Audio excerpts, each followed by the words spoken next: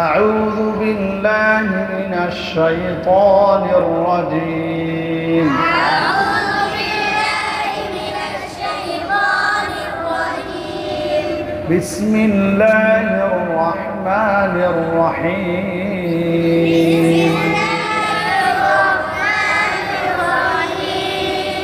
الحمد لله رب العالمين.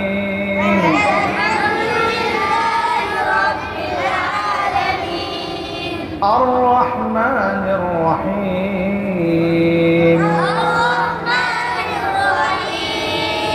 مالك يوم الدين. إياك نعبد وإياك نستعين.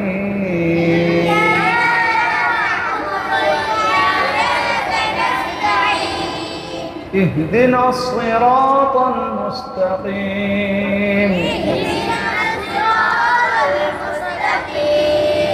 صراط الذين أنعمت عليهم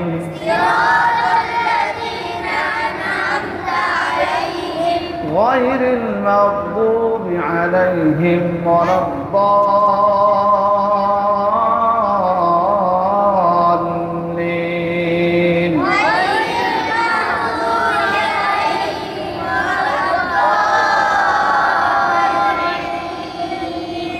سورة البقرة مدنية. بسم الله الرحمن الرحيم.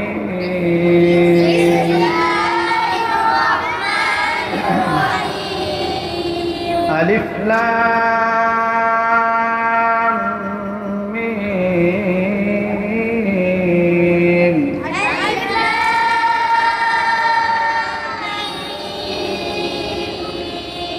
ذلك الكتاب لا ريب فيه.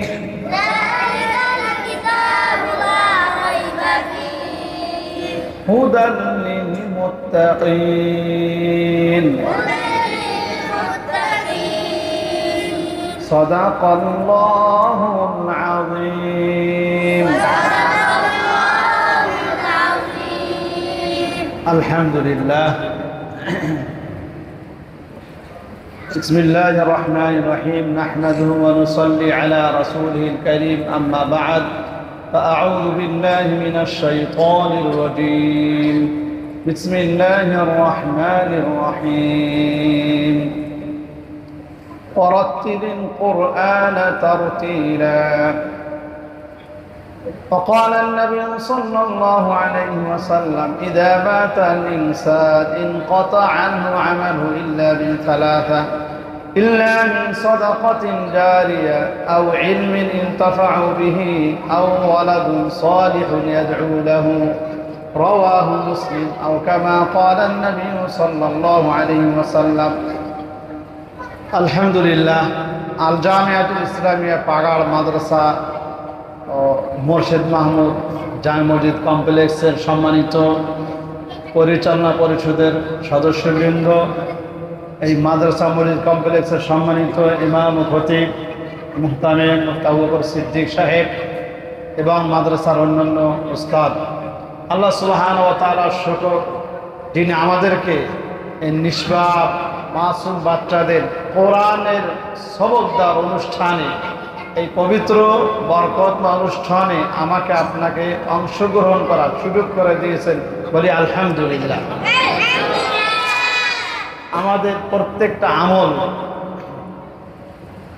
ফেরেশতারা এই যে রেকর্ড করতেছেন, এরকম প্রত্যেকটা আমল, ছোট বড় সব আমলগুলো ফেরেশতারা রেকর্ড করে আল্লাহর কাছে পেশ করেন। কথা বলেন ঠিক কিনা?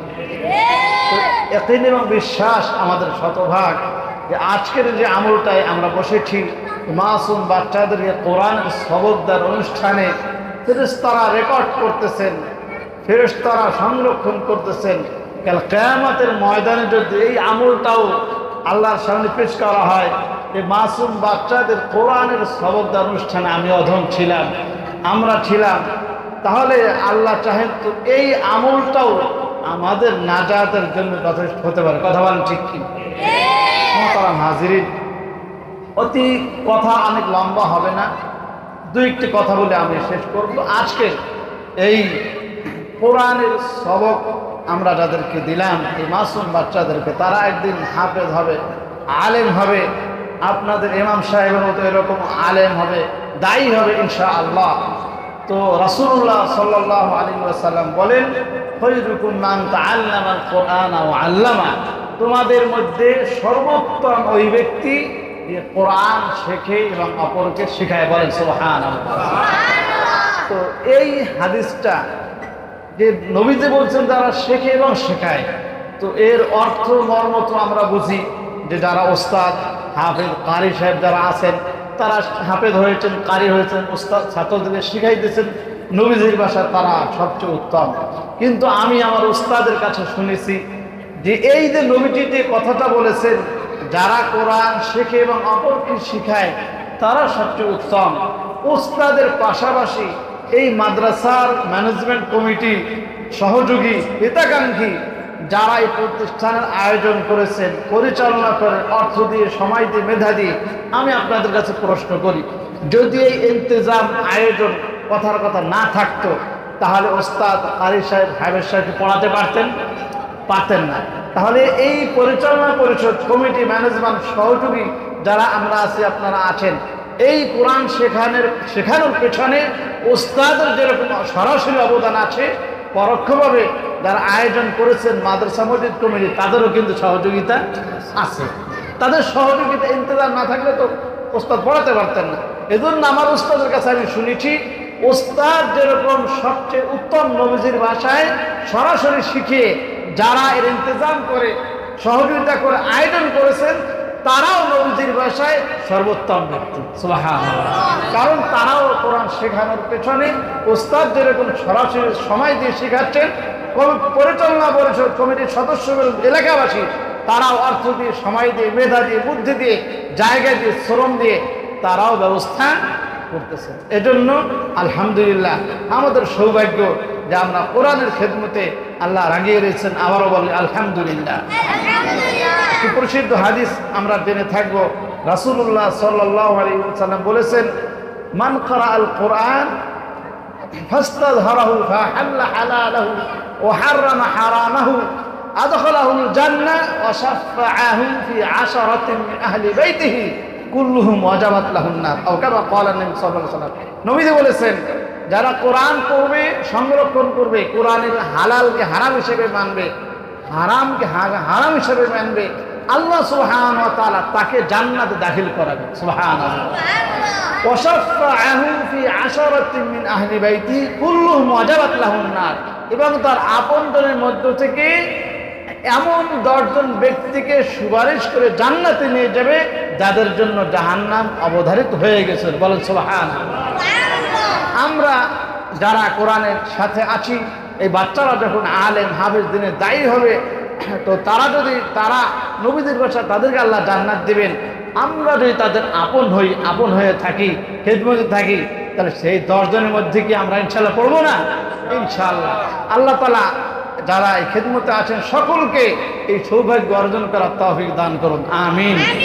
যারা এই সুনামণিদেরকে, কোরআনের পাখিদেরকে মাদ্রাসায় দিয়ে, স্কুল কলেজে না দিয়ে, যারা মাদ্রাসায় দিয়ে আলেম হাফেজ বানানোর স্বপ্ন নিয়ে মাদ্রাসায় দিয়েছেন, মহতারাম সেই গার্ডিয়ানদেরকে আমি বলতে চাই, আপনার সন্তানকে মাদ্রাসায় দিয়েছেন হাফেজ আলেম বানানোর জন্য, ইনশাআল্লাহ এর ফলাফল আপনি পাবেন।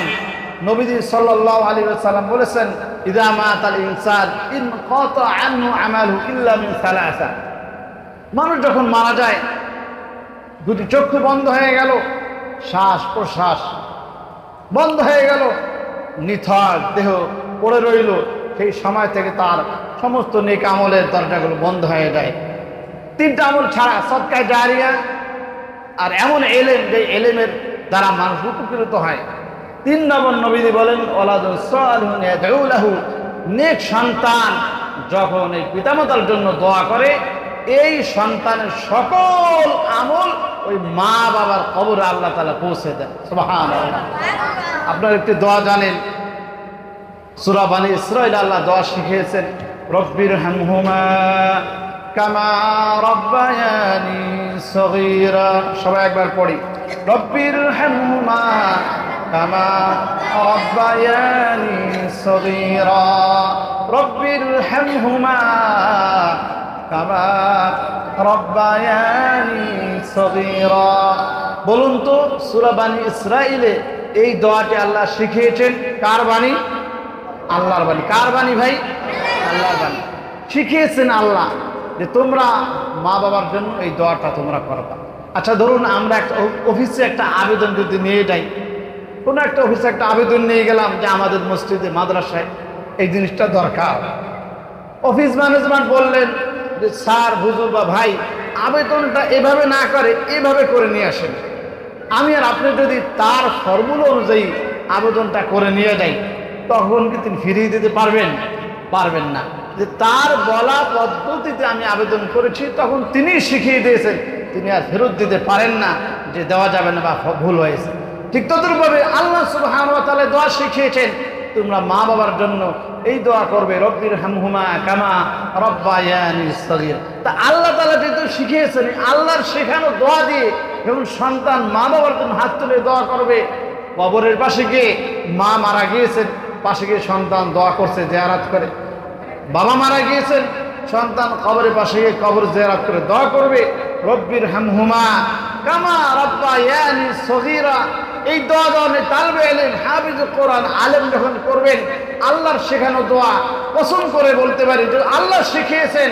এই কোরআনের হাফেজ আলেম যখন আপনার কবরের পাশে গিয়ে আপনার জন্য হাত তুলে দোয়া করবে, যেহেতু আল্লাহ দোয়াটা শিখিয়েছেন, ইনশাআল্লাহ আল্লাহ সন্তানের দোয়া ফেরত দিবেন না। যেহেতু শিখিয়ে দিয়েছেন আল্লাহ, তা আল্লাহ কিভাবে ফেরত দিবেন?